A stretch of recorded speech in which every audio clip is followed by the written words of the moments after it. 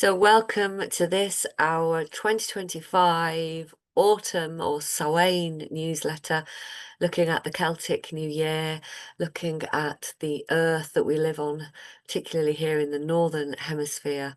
And this episode of the newsletter is looking at honouring endings. Not my favourite. I do have struggled with endings in my life, but endings are so important because the Celtic season, as we start the new year, which is coming up at Samhain, it honours the old year that has passed. And it's a moment of pause, a pause between the lighter half of the year and the darker half of the year, a moment to really honour what has been. So one of the reasons that I chose to release our newsletters in tune with the Celtic turning and the festivals of the year is I think it really helps me to ground onto the earth, to really remember that we're part of nature. And, you know, the Western New Year, 1st of January, big old celebration, high energy, big parties, countdowns, too much alcohol, and New Year's resolutions, which we all know rarely last. But I find it fascinating that in the Celtic tradition, the New Year starts with the quiet. It starts with a yin moment for the earth, not a big yang celebration. And I think that's really interesting because for me, it's much more reflective and it's an opportunity to go, okay, that is my year that is passing. It's an ending before the beginning. And that encourages me to journal, and I invite you to do the same. What is ending before we look at what can begin? And that helps me listen better for the emerging qualities that I might bring into this new year. So, honouring endings. In business and in life, endings are often rushed or, in truth, avoided altogether. Projects are closed, roles shift, teams change, companies are taken over, and there's rarely even a moment to give it a second thought. Right, that's done, on we go. No point looking at the past, on we go. But that means we skip over the more difficult feelings of ending by focusing on what's next. And if we move too quickly onto the next challenge, target, etc., we're forgetting the emotional quality of the event of the ending. And then I believe we're not truly present to the transition and we'll miss the process and the learning that endings offer. We're not fully acknowledging the ending, and therefore we can't fully acknowledge what we've learnt, what we're integrating before the next beginning.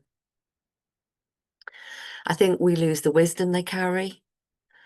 We lose the opportunity for the out-breath, the real true let go, and that wonderful moment at the bottom of your breath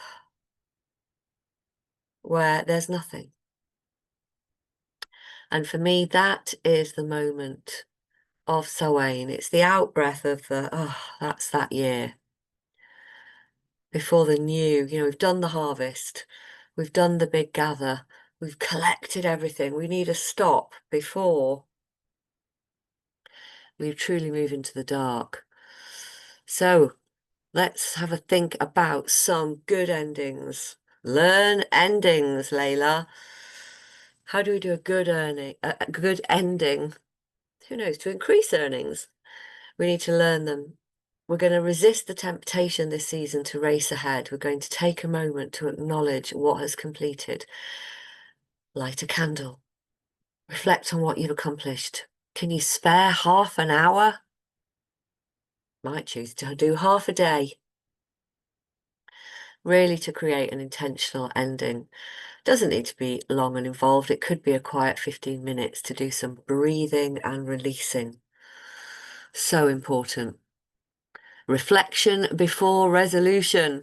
This is so important for leadership. It's not navel gazing, as one client once said to me. It is a courageous act of leadership, and it requires honesty and not a small chunk of humility to be able to look at the year in detail that has gone and really say, okay, what worked?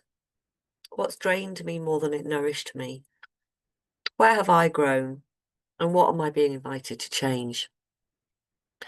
And if you're listening to this, all those lists and all those words are on our newsletter in the blogs. So the reflection never has to be about perfection, of course, but it is about alignment. Just like the aeroplane, which is constantly making tiny course corrections in order to make sure it lands in the right place, recalibrating to steer us back onto what matters the most is really important. There's lots of research showing high-performing leaders who engage in regular reflection exercises make better decisions and sustain higher well-being over time. Well, let's do that. A reflection, a real important reflection moment also creates coherence between values and actions, between purpose and performance, and that's really important. See how long you can give yourself. I'm going to challenge you to do a full hour for the year. No laptop. Do it with pen and paper. It activates your brain in a different way. Draw, scribble, write. And if you choose to go really deeply into this exercise for the next year, you might do a very powerful exercise of begin with the end in mind. So I first came across this exercise many decades ago, and to write your own eulogy is indeed a very, very powerful thing to do. When you do leave this planet, when your body does die, what is it that you want to be remembered for?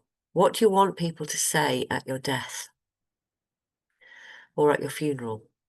What qualities, contributions, or relationships will show you that you had a life well lived? It's a fabulous exercise to reveal your North Star, to bring you back into purpose.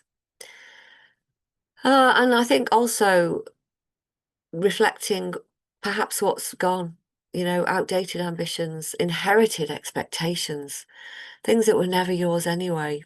It's an enormous, when I first did this exercise, I found an enormous well of ambitions and expectations that were not mine. And I was carrying for other people. Truly eye-opening. So enjoy your time of reflection as this Celtic year closes. Enjoy your endings. And then when you begin again, you will find that you've stepped into a new cycle of your leadership, your creativity, your service, and you can do so with clarity, with coherence, and with better, truer alignment. The end is never really the end. It's simply the fertile dark from which the new light is born. Thank you.